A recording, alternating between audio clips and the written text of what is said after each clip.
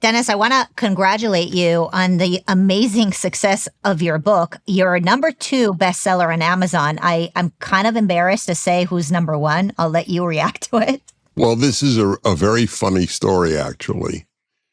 So to be number 2 of all books Amazon sells is obviously a big deal. And I'm very proud of it, especially given that the subject is God and good and evil, not exactly bestseller type books. So it's number 2. What's number 1? The autobiography of a stripper.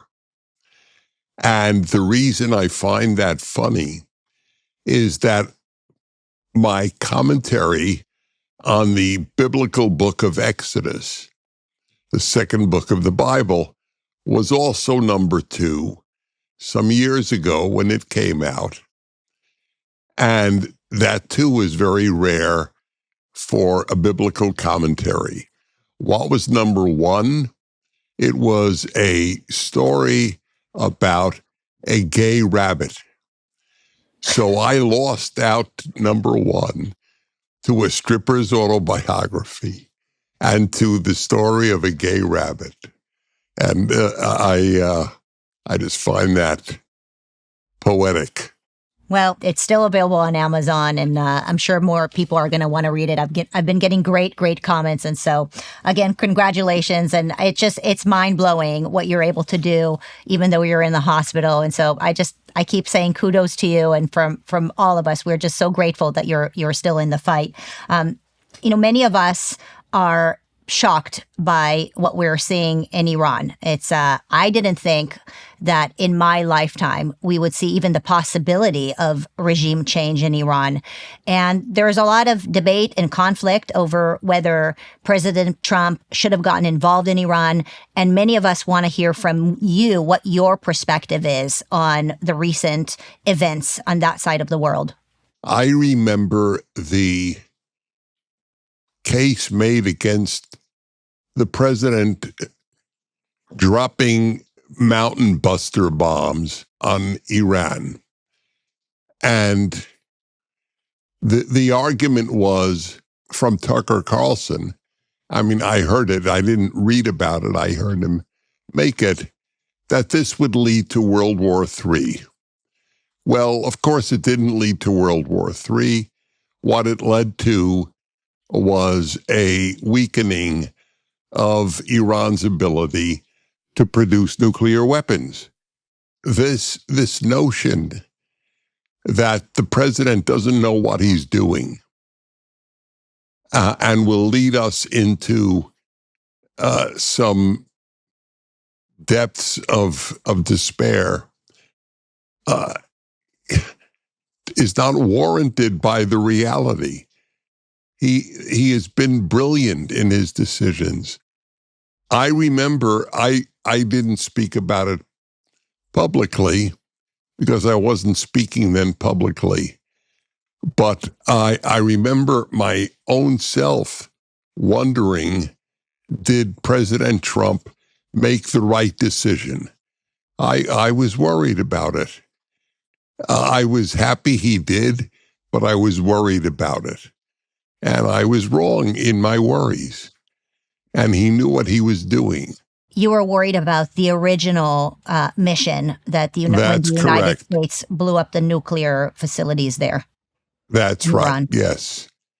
And I think that the man has earned our respect, whether you like him or not, with regard to decisions made vis-a-vis Iran and other world decisions, like with Maduro in Venezuela, and now this in Iran. Well, I mean, surely it is true that there are many things that President Trump has done that has worked well. With that said, one of the things that we were told after the U.S. first went into Iran and bombed those nuclear facilities, we were told that we did that in order to avoid them having nuclear weapons. And so many are questioning now, well, if we went in there and we had, in fact, an amazing, successful mission, why do we need to go there again if they no longer exhibit a nuclear threat? Well, they themselves have announced that they are resuming nuclear weapons production. And I take them at their word. You know, it's so interesting that people are questioning whether Iran is an enemy of the United States. This is a country whose regime began by taking the American embassy as hostages for 400 something days. And this is a regime that has had endless demonstrations of Marg Bar America, death to America. What other country is chants death to America? I mean, why don't we take that seriously? Plus, the number of Americans that Iran is responsible for killing, nearly 1,000 between our soldiers in Lebanon and other instances of IEDs, of the bombs on the sides of the road in Iraq and elsewhere. This is a country that would love to destroy the United States, or at least weaken our abilities in the world. I would give the president the benefit of the doubt. I'd say one of the major criticisms against President Trump acting now against Iran is that he ran on a platform of not getting involved in the Middle East when he was so critical of the war in Iraq. And so many are asking, well, what has happened to President Trump's promises? What has happened to his original platform of not getting involved in endless wars in the Middle East? If Iraq, according to him, was a huge mistake, why would he now get involved in Iran? Nobody claims that this will be an endless war. It's theoretically possible, but it is very unlikely. He is no more interested in an endless war than any of his critics. Secondly, with the word endless, we've had endless occupation of Germany and Japan. And look at how good it turned out for Germany and Japan. So the word endless does not strike me as instantaneously weakening or destroying the argument for entering to begin with. Also, the United States, whether we like it or not, is a world power. And if we don't project our power, then China and or Russia will. And that is the ultimate battle, which even the critics of the president acknowledge. Why don't we focus on China? Well, we are focusing on China. China is watching to see how we are acting, to learn how America might react if China invades Taiwan. And believe me, well, you don't have to believe me. Just believe the fact that China is far more convinced that we would respond to an invasion of Taiwan under President Trump than under a President Biden, or for that matter, any Democrat, or for that matter, some Republicans, the people who are allied with Tucker Carlson's views. Do you think that people who ally with those isolationist views would say the same thing about Taiwan? Look, who cares about Taiwan? It's on the other side of the world. We have major issues with cartels in Mexico. I mean, the cartels are terrorists. They're much closer to the United States. They may pose a much bigger threat. Why are we focusing on countries on the other side of the planet when we have right here at our border with Mexico issues with cartels, and we're not acting on that front? Well, that implies very directly that it's a zero-sum game, that if we concentrate on one, we can't concentrate on the other. If America cannot deal with the cartels at our border and deal with Iran, then we are a much weaker country than I would have presumed. No matter what, with Taiwan, the same thing. Well, why concentrate on Taiwan? Let China gobble up Taiwan like they did Hong Kong, and let's concentrate on the cartels. The same argument would be offered. And then all that does is say to the world, do whatever you like, just don't get involved with the cartels in Mexico. That's not a good thing for America. It's not a good thing for the world. Do you think that President Trump has a larger view, a bigger view than these individual countries, but actually is looking at everything on a global scale? I mean, we talk about Venezuela, we have Iran. I'm sure there's going to be conversation about Cuba soon. Last time we chatted about Greenland. Is there a bigger picture that maybe younger people than you can't quite discern and put together, given maybe our lack of experience or knowledge or history of how the world works and how those allegiances are built? The problem with many of the younger generation is that they have no memory. They, for example, what was it? Some serious percentage of young people didn't know what the Holocaust was. I mean, to have no memory of the greatest evils in human history that occurred 2 generations ago, that's all, is a real problem. And so there's no collective memory. A world that does not have American strength is a much weaker world, is a worse world, is a morally worse world. You know, it's interesting.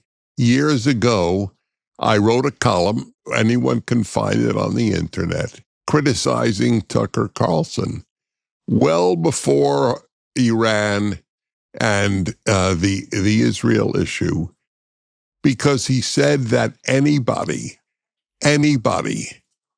who defended America's dropping of the atom bombs on Hiroshima and Nagasaki was evil.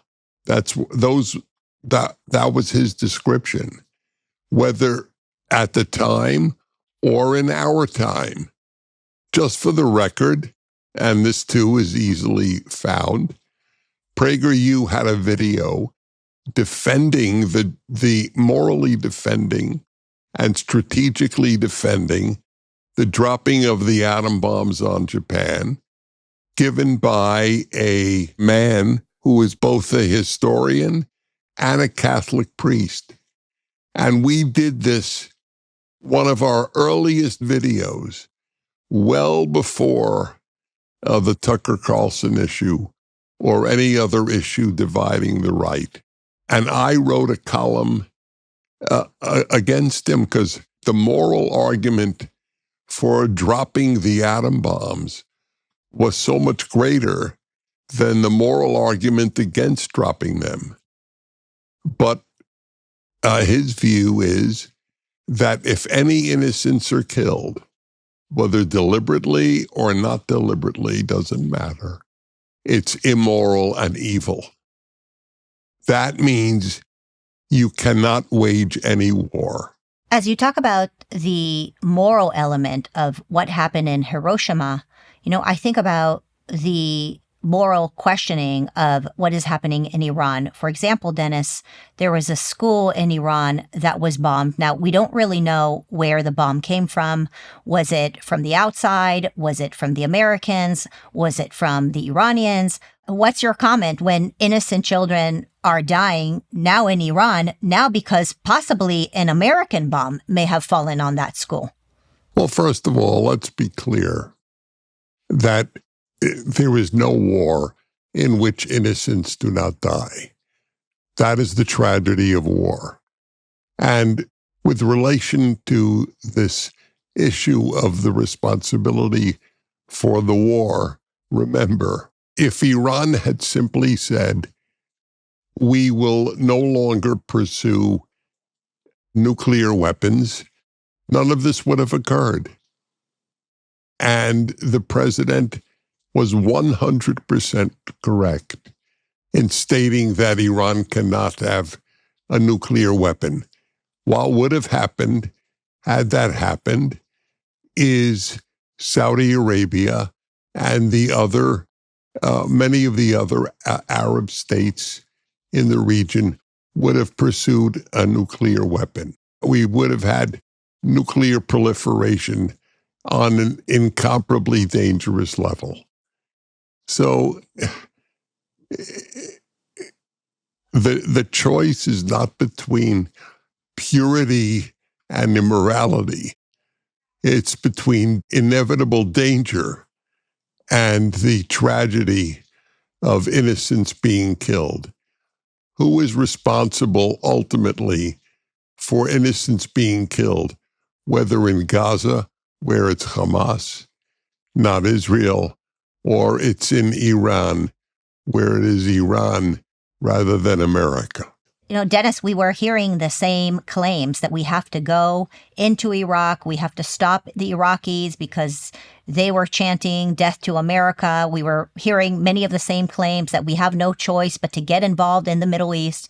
And then years later, we found ourselves entangled in an Iraq war, in an Afghanistan war, in regime change, in trying to get involved in bringing democracy to the other side of the planet.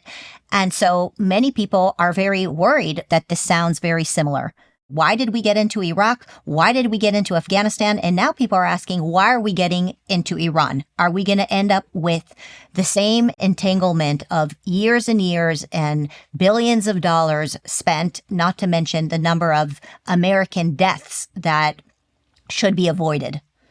There is no guarantee in life, period. Well, what is it other than death and taxes? There are no guarantees in life.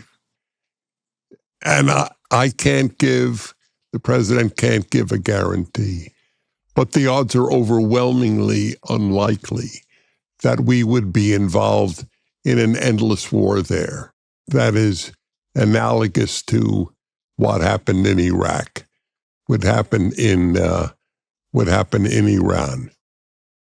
Also, nearly 40,000 people were slaughtered, were shot, machine gunned to death by the Iranian Revolutionary Guard, by the regime in Iran against its own people. This was not analogous to what happened in Iraq. The people of Iran do not want this repressive totalitarian regime, which has shut off all communications with the world. There is no internet in Iran at this time, just as an example. Is there an expectation that we just trust President Trump that he's going to do things differently, or we assume that he has a different philosophy because what we saw he was able to do in Venezuela, where he works quickly and our military has a different tactic where the strategy is to go from the air rather than immediate boots on the ground and reinstitution of some sort of new regime that is orchestrated by the West? Do you think that part of Trump's philosophy is what's going to possibly lead to a better result this time around? How do you know? Is it just a hunch? Yeah, no. I do believe it's his philosophy. And I do believe something that is not a matter of belief, it's a matter of knowledge. The precision of aerial bombardment today is far greater than it was at the time of Iraq, far greater, where you have pinpoint accuracy from the air, meaning you don't need boots on the ground when you can do it from the air. Yeah, and it's especially interesting to see that they had a couple of test cases before they went into Iran most recently. In Venezuela, there was a test case of going in and then, immediately leaving. And then obviously the big test case of the United States getting involved in bombing the nuclear facilities a few months ago. Dennis, I'd love to spend a couple of moments going into a little bit of history with you, given that you lived during the time where Bill Buckley and Buchanan were arguing over isolationism. And I'm wondering whether the tension on the right, the tension amongst conservatives, feels similar to you. Is it similar to what you saw with Buckley and Buchanan and everything that went down later on with Ronald Reagan and the Berlin Wall? Does any of this sound like history is rhyming? Yes and no. There was a division, but we don't have a Bill Buckley today. We don't have a William Buckley, meaning we don't have a seminal voice on conservatism that is virtually universally respected, which is a tragedy. We should have. We do, in fact, have, but they don't play that role. Douglas Murray, for example, has been shot down by the left. He could be a William Buckley of our time. And there are others as well. But the left has allied itself with the Islamists and has rendered these people right-wingers or neoconservatives or whatever they want to call them, and been dismissed. So that's, we don't have, in other words, we don't have a William Buckley today. And Pat Buchanan never had the following that a Tucker Carlson or a Candace Owens has today in the millions. In any event, there was no internet at that time which could have even measured it. So there's no parallel. What do you think Eastern Europe would have looked like if we had the environment that we have today on the internet? Do you think the Berlin Wall would have fallen? Would we have gotten involved in Europe, or would we have isolated ourselves from helping our allies or getting involved on the world field? The very fact that you're asking a legitimate question is the answer to your question. We don't know. But the fact that we don't know is in itself an indictment of the times in which we live. Because we don't know what people would have said when President Reagan said, "Tear that wall down, Mr. Gorbachev." They might have said, he's getting involved in an entangling alliance. Thomas Jefferson declared war on the Barbary pirates. And by the way, in the very Revolutionary War we fought against Britain, we had an entangling alliance with France. Without France, I'm not sure we could have won the Revolutionary War. So we were entangled then. That's not what Jefferson meant, that we simply retreat from the world. It's that we don't involve ourselves in gratuitous entangling alliances. I wonder whether the people who are criticizing Donald Trump would be the same type of people who would have criticized Ronald Reagan. But hey, I'm just asking questions. Dennis, I want to talk about what if something incredibly positive happens, because I think that many of the questions that I asked you were about what if things go wrong? What if the Iran war ends up like the Iraq war or the Afghanistan war? What if President Trump's instinct is not correct? What if what if the war ends up in something that we don't like? Okay, but what if it ends up with something incredible? What is the upside of getting involved? I think it's worth talking about the positive element of if Iran is in fact free, if the Persians are able to live freely and have what used to be the Paris of the Middle East yet again, what would that look like, not just for the Middle East, but for the world, even for the United States? It would mean the elimination of what is universally regarded, namely Iran, as the greatest sponsor of terrorism on planet Earth. That's a fairly significant good. That part of the world would not seek nuclear weapons. Well, we pray that that will in fact be so. And may the world be a better place yet again, thanks to the United States of America and its ability to put its hand on the world. That's right. Thank you, Dennis. See you next time. Thank you.